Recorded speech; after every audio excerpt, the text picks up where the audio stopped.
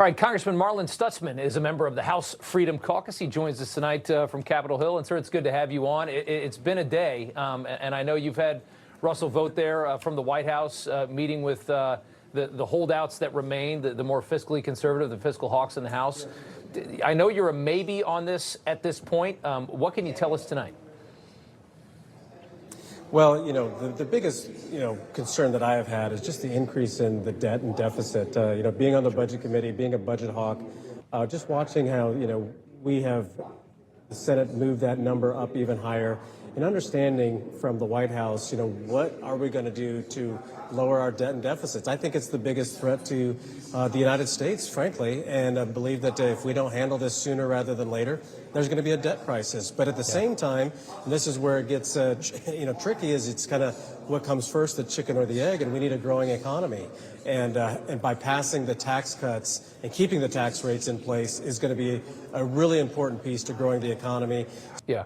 My conversations today with the White House have been going to go right into rescissions packages, trimming down the federal government, cutting more, and those are really important pieces for me. Yeah, I mean, Andy Harris this morning was saying that the Senate, did a lot of damage to the House version of this bill, and they made it a lot spendier, and it adds a lot more to the deficits. How are you going to square that? I mean, are you going to rewrite it, or is it? I mean, it looks like the White House wants to pass it as it is, right?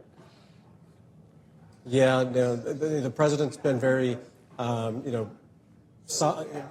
messaging is that he's very committed to us passing the bill before July 4th. And I think, that's very possible and it's doable. And we may get there later this evening. But at the same time, it's about, okay, what if this bill passes? What's going to be the next package? What's the next bill?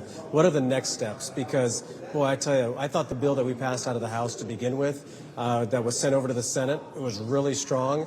It, we still get that 1.5 number, in trillion dollars cut over the next 10 years. But a lot of us want to make sure that we get those cuts sooner or later, because we always know that Congress, especially if it would ever change back to Democrat control, that it would never happen. And we want to make sure that these are real cuts. There's trickery in the way these budgets can be written sometimes. Is it tough with the House? I mean, the House seems to bend a lot faster because you guys all have to face the reality that next year, when Trump is in the White House, that you are up for re-election. Every member of the House has got that coming, which means that the president is a lot scarier in these moments because he has so much control. He can primary, he can do things like that. With the Senate, he doesn't. It's every 6 years. They can kind of get away with more.